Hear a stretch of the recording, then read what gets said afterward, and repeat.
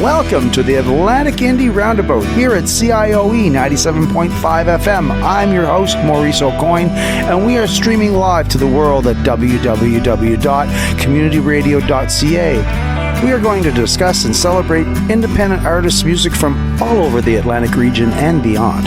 Let's all get on the Atlantic Indie RoundA'Bout right now.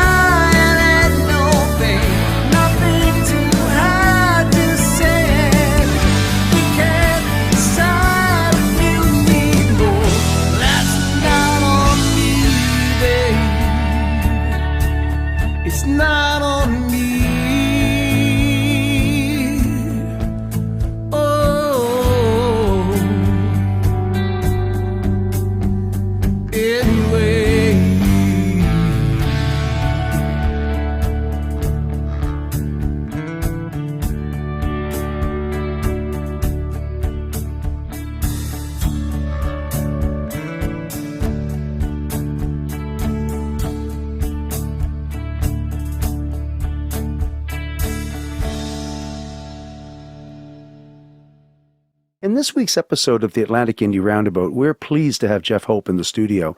Now, Jeff Hope is a terrific songwriter. He's a phenomenal musician, well known in Atlantic Canada for the last couple of decades. He's also a very fine producer. We're going to discuss all of this and more here on this week's episode of the RoundA'Bout. We hope you enjoy it. We're here with Jeff Hope in the RoundA'Bout, and I've been waiting a while to do this, and I'm so glad he's here. And how you doing, Jeff? Good, Maurice. How you doing? Oh man, this is fantastic to have you here. You're one of these guys who we don't see much of you, but we see much of your work. You've worked with a lot of people in the studio. You've helped a lot of people. You've produced. They rave about your skill set and your studio abilities. And unfortunately, I've never had a chance to work with you, lad, on that level. And maybe we're going to have to do that at some point. I think But we should. I would love for you to give me the backstory on your studio and how you got into that aspect of your career. Sure. Well, I mean, I grew up with my father was a musician from the 60s and 70s, and he played with Richie Oakley and Jimmy White, and they were in a band called the Five Sounds back in 1960, and through the early 70s he toured. And anyway, so I grew up with music, and when I was about 11, my folks bought a store in Mount Uniacke, and Dad built a studio in the basement, him and I together, because I was one of these kids that couldn't pay attention to nothing.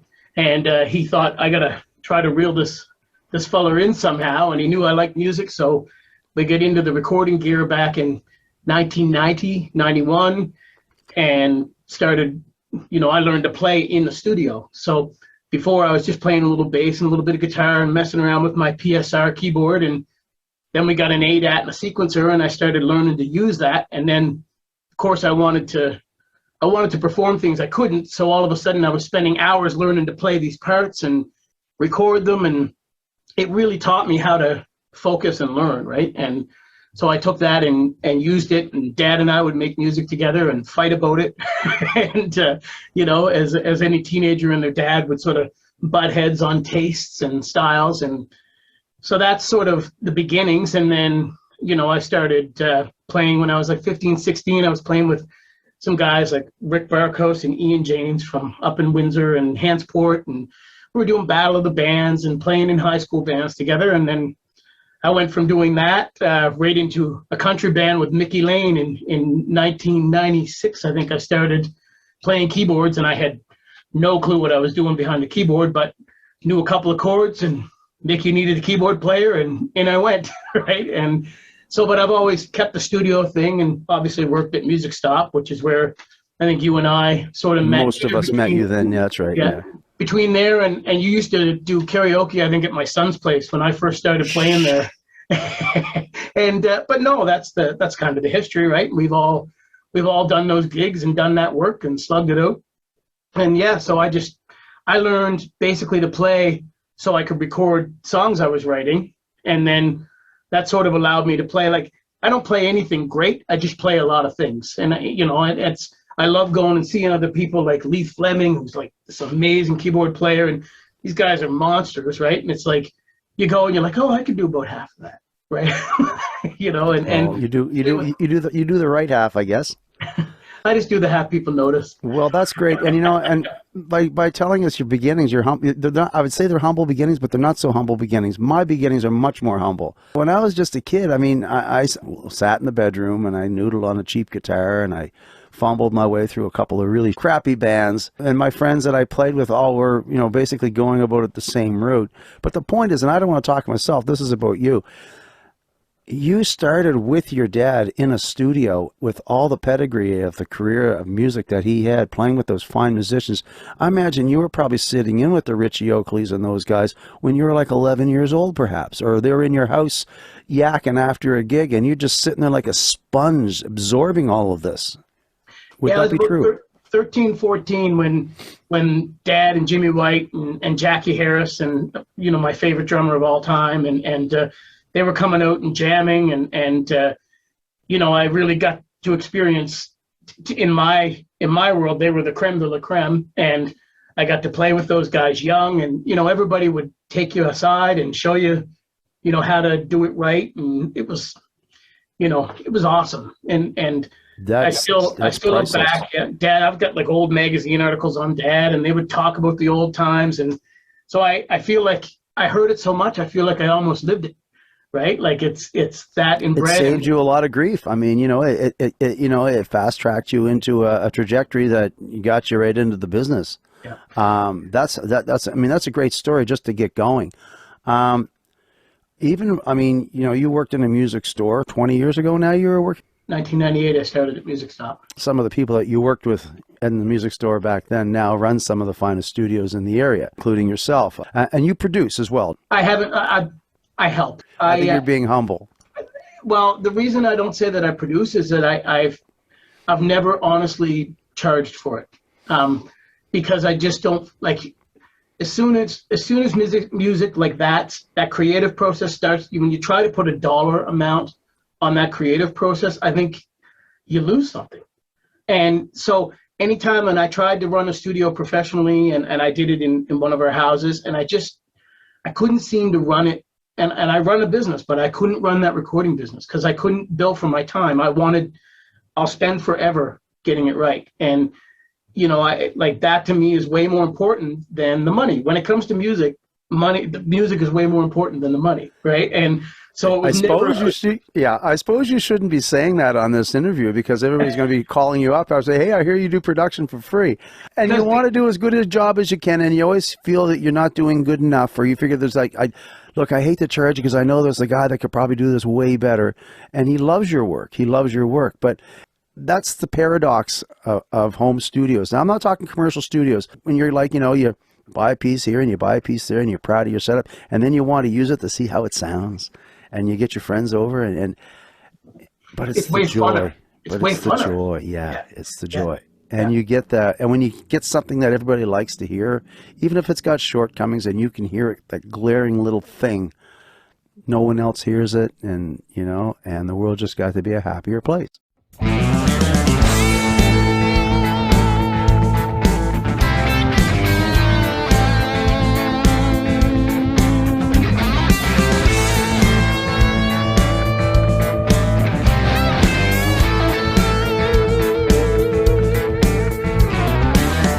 Don't blame me, no, I'm not your inspiration.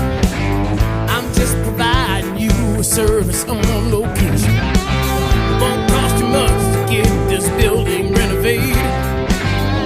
Pay me now and I'll wrap this deal up later. Don't get nervous and I don't break out no sweats. I have no fear and I never have regrets. Light it up, I'll light it up and watch it burn. Whatever you need, I got matches or a lighter. Ignite it, will please don't look any further. Start a disease in some form or another. It's just what you need, I'll get the job done for you further.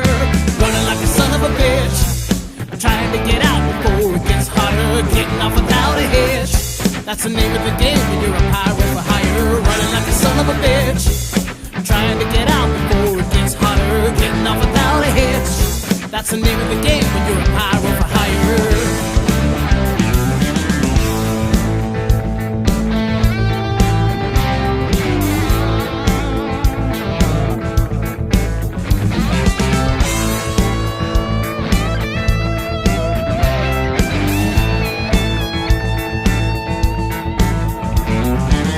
They called me down yesterday to the station, hoping I'd provide them with some pertinent information. Said it wasn't me, yes, I denied all allegations. And under the law, I'm just good in these situations. I don't get nervous and I don't break out no sweats. I have no fear and I never have regret. Light it up, I'll light it up and watch it burn. Whatever you need, I got matches or a lighter. Ignite it, will please don't look at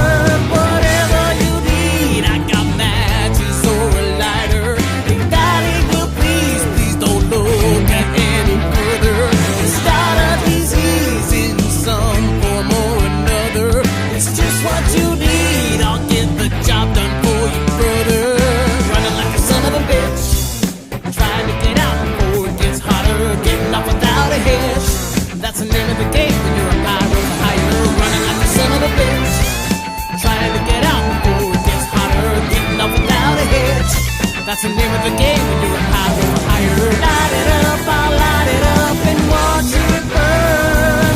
Light it up, I'll light it up and watch it burn. You are listening to the Atlantic Indie Roundabout with me, your host, Maurice Aucoin.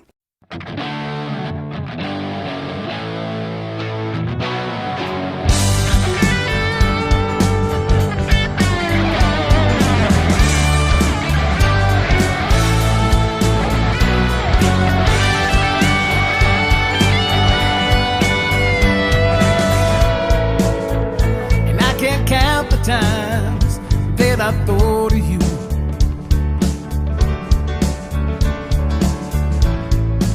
even thought of driving out there to find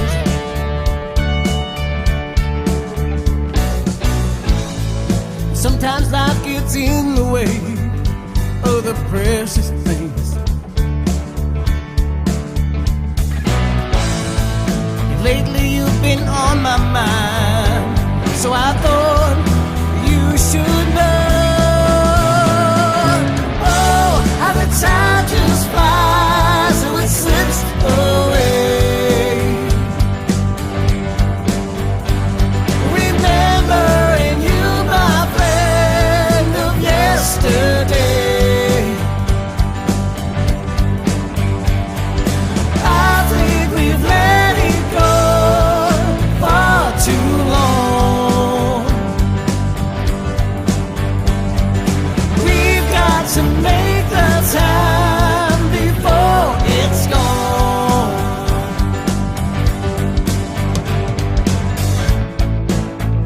There was a time I lost the keys to that old car of mine.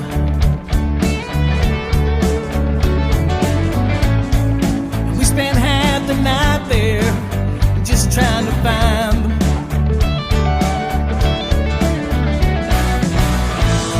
We were hoping to take some girls out to the county fair,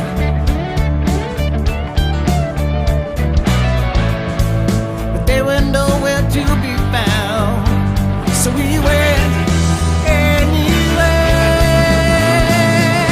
Oh, how the time just flies, so it slips away. Remembering you, my friend of yesterday. I think we've let it go far too long. We've got to make the time before it's gone.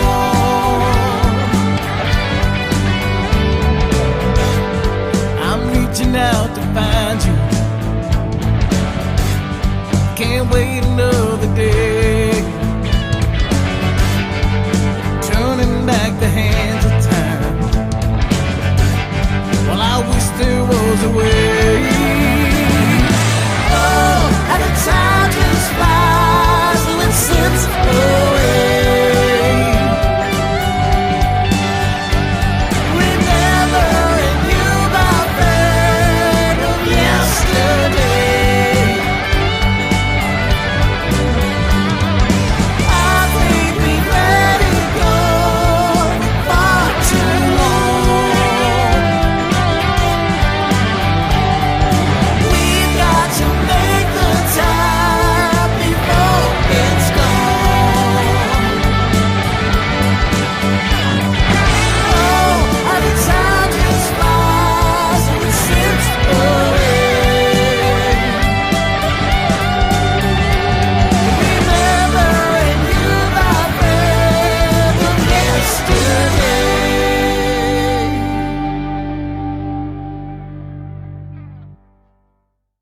So here we are back again in the roundabout with our good friend Jeff Hope, and you have made 2 full-length albums as far as I can tell. Yes, two Jeff Hope titled. That's right. And they're separated by quite a few years. We're talking like there's more than a decade between both. And in those middle years, Most of those middle years were touring. I did that first record. I switched jobs right after I finished that record, and then I went on the road with Barnacle originally, and then The Frequency and a few bands in between, and that took up all that time. And so like it's 18 years between the two records. Wow. 18 songs, so it's a song a year. Okay, so that's a good point. So 18 years passes between one album to the second album. Did you self-produce your first album? Yes, I had a lot of help though from Harold Tistanis. I don't know if you remember Harold. Yes, yeah, I do.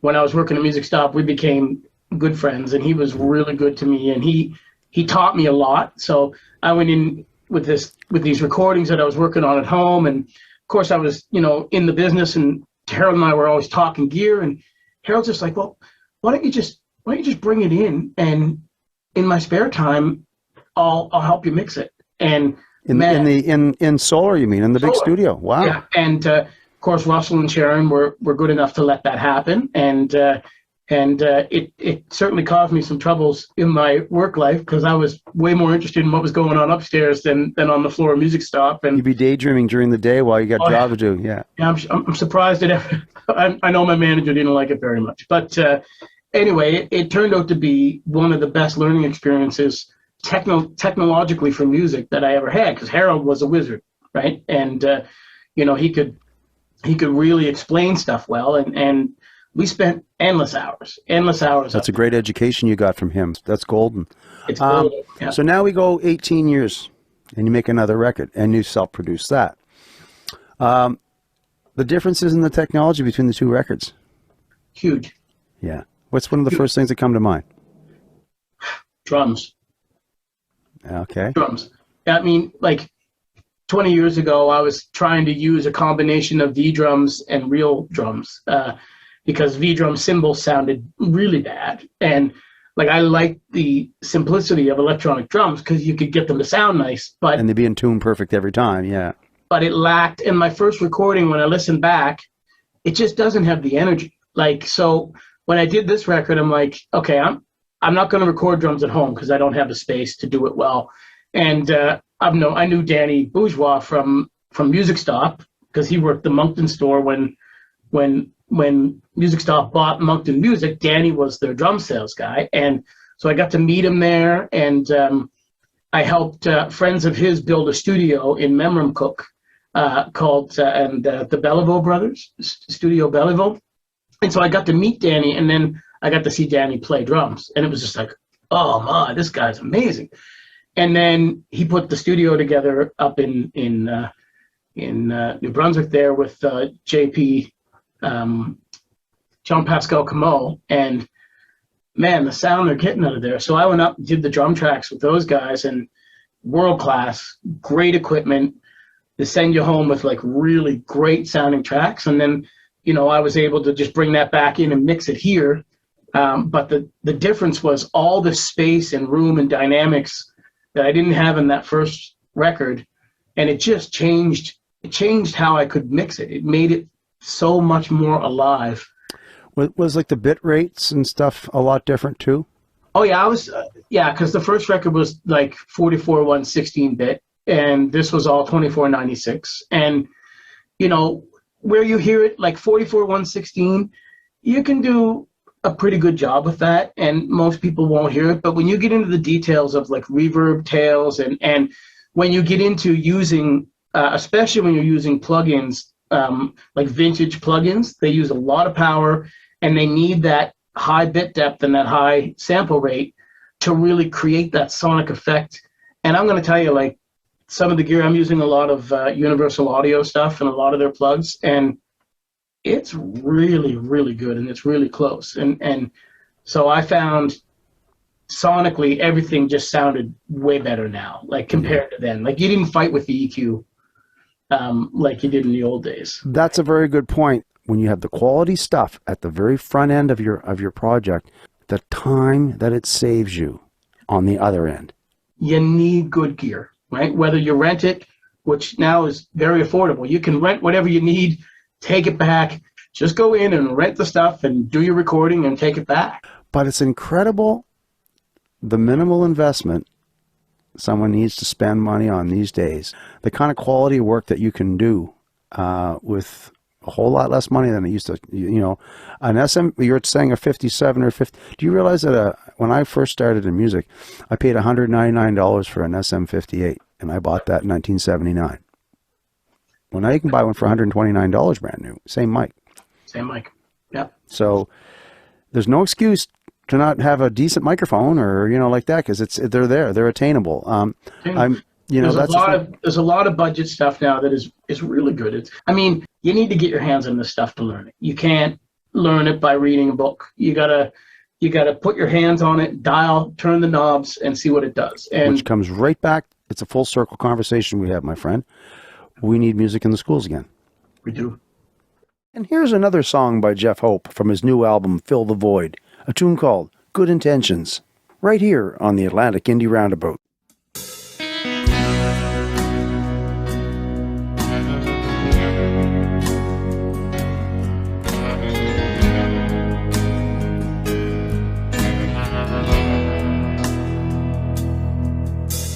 That old barn still standing in the backyard, faded and worn like the hands of my grandpa. Hasn't seen a coat of paint since 58. At least that's what they used to say. Now the board and battens all cracking and splitting, and the rain drips through it like an old man pissing. Might make you laugh saying it that way, but they wanna tear it down 'cause they're building a highway. Took a whole town full of good intentions, the type of folks that were kind and willing to raise that roof and build that barn. That's a monument there in my backyard, and they ain't got a hope in hell in winning. Daddy died in that barn, and I'll be right there with them with my shotgun loaded in the candlelight. I'll hear them coming, I'll be up all night.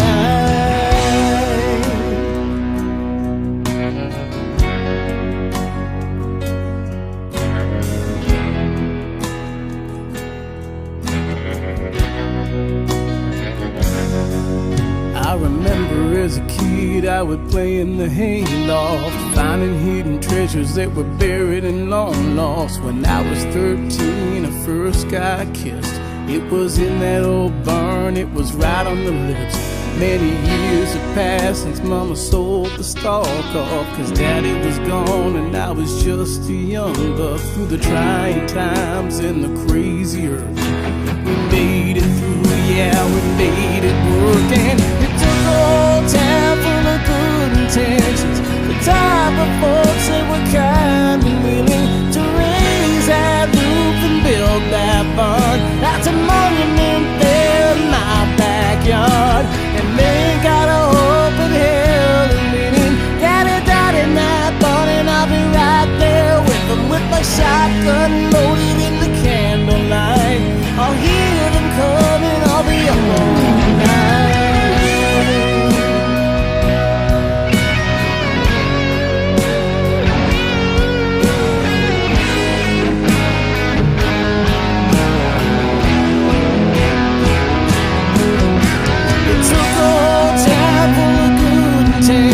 The type of folks that were kind and willing to raise that roof and build that barn. That's a monument there in my backyard, and they ain't got a hope in hell in winning. My daddy died in that barn, and I'll be right there with them with my shotgun loaded in the candlelight. I'll hear them coming, I'll be up all night.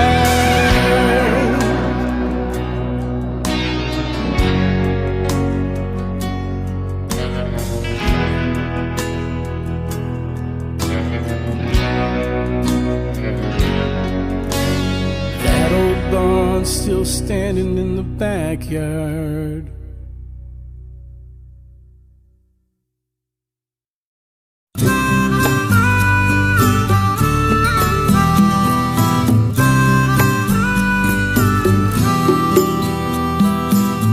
This ain't a song about love, this ain't a song about life, this ain't a song about me, this song's just right. This ain't a song about peace, this is a song about truth. Sing a song about us, this song's for you. Tell me how many times have you heard a love song? Every time you turn the radio on. Tell me how many times have you heard a love song when you're all alone in the night, trying to cure what's inside.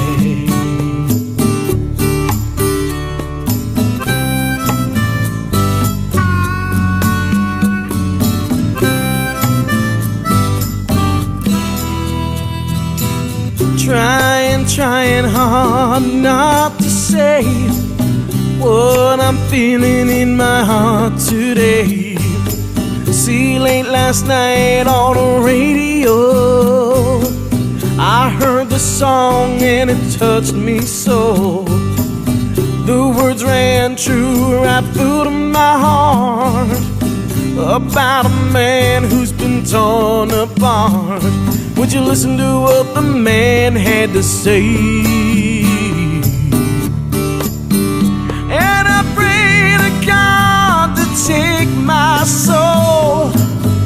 If I can't have you, then I wanna let go. My life ended when you walked out that door. I don't know what I'm gonna do, living alone without you.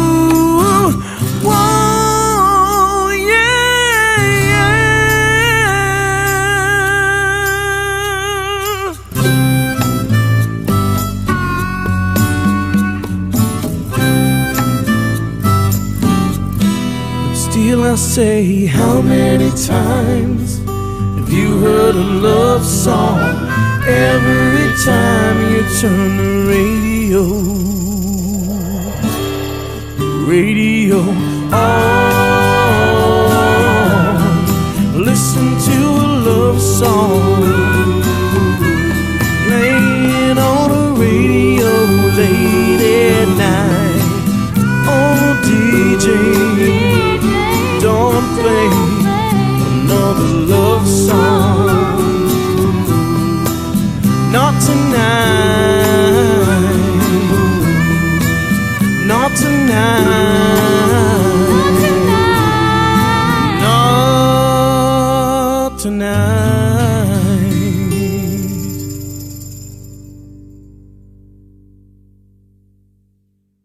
Welcome back to the Atlantic Indie Roundabout with me, your host, Maurice Aucoin. And let's continue our discussion with Jeff Hope. Do you have particular songs that have become sentimental favorites to you? Yeah, one of the songs on the record that, unless I have a 10-piece band with a couple of backup singers, I'm not going to be able to do the song, but it's called Rely on Your Old Friends. I wrote the song when I was 15 years old, right? To me, it's my musical masterpiece. And as far as lyrics, content, it's got my father playing harp. It's got vocal capability that, was, I was 17, 18, 19 when I was doing that. I wasn't beating or abusing myself yet or out on the roads, night after night. And I could hit these crazy notes. And now that's not going to happen. I don't foresee that ever happening again. I ruptured vocal cords when I was performing in back in the Barnacle days, and I lost a fair amount of range. Now, a lot of that's come back over time, but never up there, never.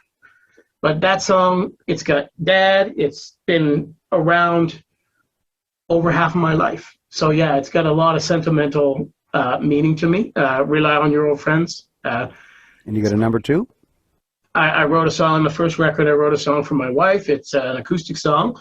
Obviously, that has a lot of sentimental meaning to me. My wife and I have been together 24 years. It's, we've survived it all, right? Congratulations, yes. Yeah, it takes a strong woman to be able to survive a musician for 24 years and all the things that go with that, right? So, I wrote that song, surprisingly enough, in the first month that we knew each other, but it means more now than it did then, right?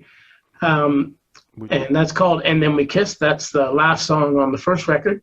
The new record has got, there's so many songs that I really relate to because I really tried to explore the different styles that I like musically. And so if you go through and listen to it, it's kind of like, it's almost like a resume of here's what I can write, here's the styles that I can write, and I tried to carry it through sonically, but there's a lot of, like, there's a blues tune, there's a country song, there's a couple of country songs actually. It's not meant to be genre specific. I just tried to tie it all in sonically with how I mixed it and how I recorded it, and use that process to sort of make it all be concurrent. And I've listened to this latest record a lot, and you know yourself, it's hard to listen to your own material. Yes, it is. You get done, you print it, you don't want to hear it for a long time. And, you know, I did have to give it 6 months because I was, you know, a year and a half in it. Gave it 6 months, went back. I honestly spent a month listening to that every night before I went to bed, reanalyzing afterwards, after there was some distance, and going like, yeah, I am really happy with what happened there. And the first record didn't turn out the way I envisioned it. Had wonderful musicians on it. It had Bob Melanson, Ron Hustis, who used to play with Razor Boy, worked with me at Music Stop, Aaron Farr, Bruce Jacobs on bass, one of my ultimate favorite bass players of all time. You know, really good musicians. It just sonically was limited by the tools of the time. So I think your two sentimental favorites will be the ones that we're going to play right now. And I think that it'd be great to hear that. And the fact that the oldest song is on your newest album is kind of neat, actually. Yes, it is. Can you hear the difference in your voice? Is it quite obvious, the difference of the voice from the time period? I think that you'll notice for sure. Like, you can still hear the timbre, but my voice is obviously much more mature now. How did you manage to blend it in with the modern equipment that you have, and then, you know? Well, what I did, like, so that song, Dad and I tracked on an 8-at, and so I had his harmonica tracks and my vocal track, and I had the MIDI beds for that song. So I brought the piano track back in and Dad's harmonica track, and I lined them up in my DAW. And then I sent it up, Danny recorded the drums, and then I retracked. I did, like, there's a 3-piece string arrangement with the cello and the violin. That's all redone. Hammond's all redone. Guitar's redone. Yet there was a little piece, there was a gentleman, Jake Smith, a fantastic musician from Windsor.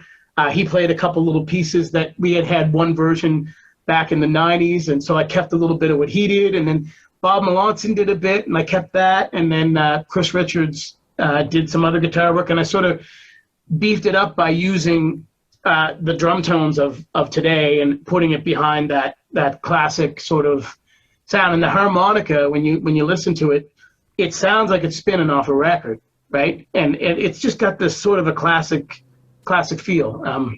So yeah, I'm looking forward to people hearing that. Don't expect it live.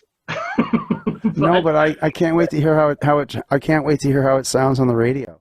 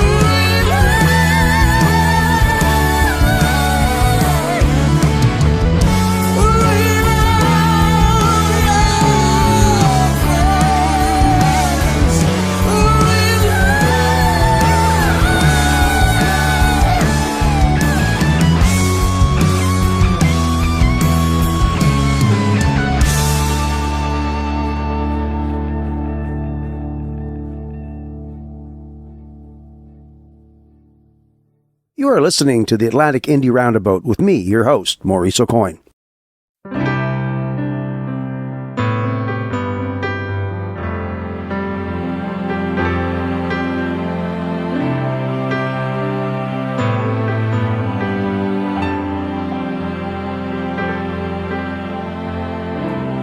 When I saw you across that lonely ballroom, I never expected this. And I know that we had both been lonely, and then we kissed. And all those nights you spent alone,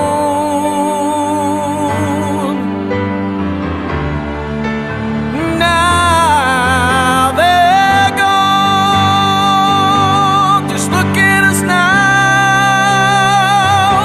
compared to them.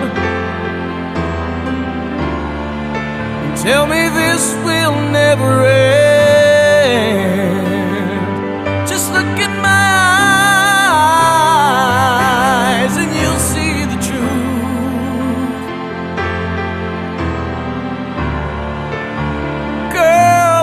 Wanting you, and then we kissed.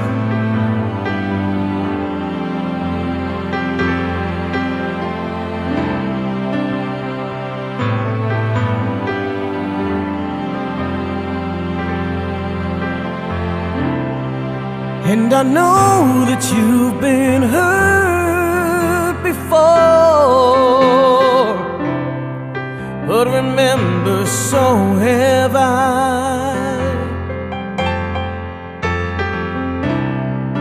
And don't lock the door to your heart, I'm knocking. There's no need to hide.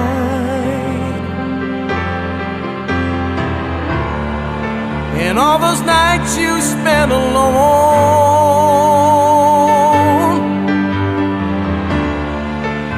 now they're gone.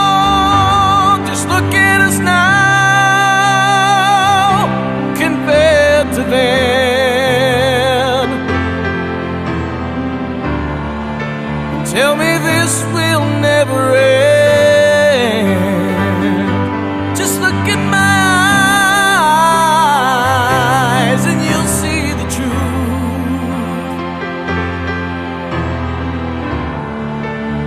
Girl, I've been wanting you, and then we kissed. Ooh, and then we kissed.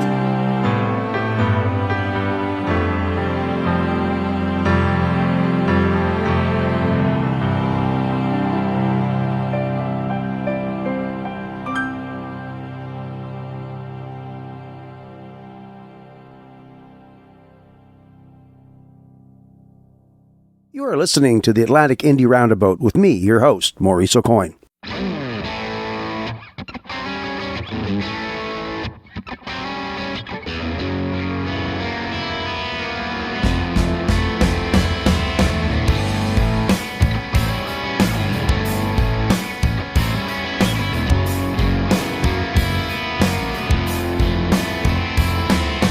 Wake up and blaze on, not much else for days on.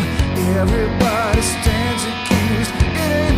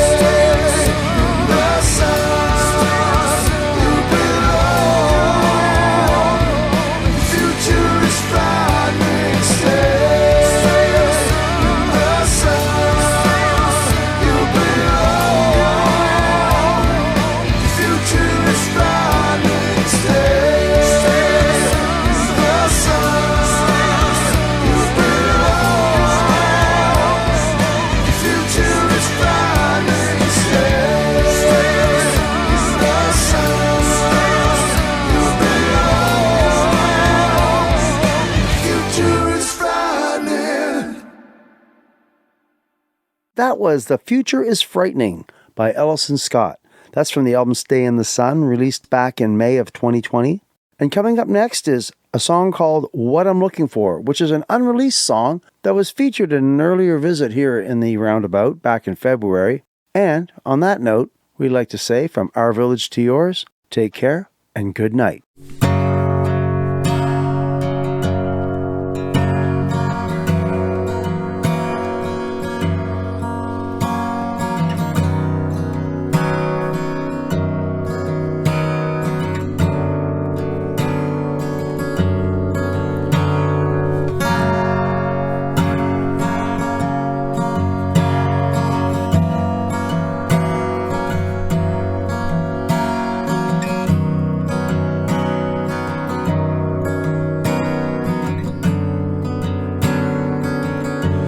I'm just as alone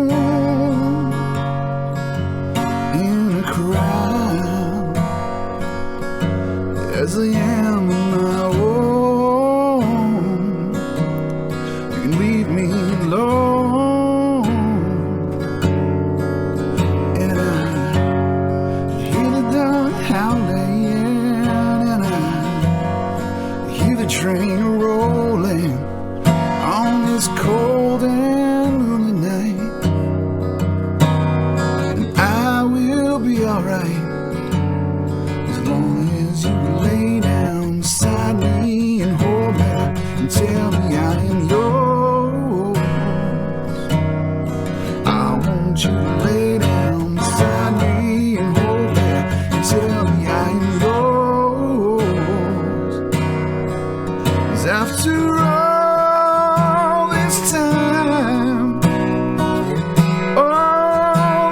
time, I finally found what I'm looking for. How I love the melodrama, the secrets of who I am, and I've become such a tortured soul that I'm afraid to let it go. Peace of mind surrounds me, you know that happiness has found me, though I'm never quite as cold as I am when I'm alone. I want you to lay down beside me and hold me and tell me I am yours. I want you to lay down beside me and hold me and tell me I'm yours. 'Cause after all this time, I finally found what I'm looking for.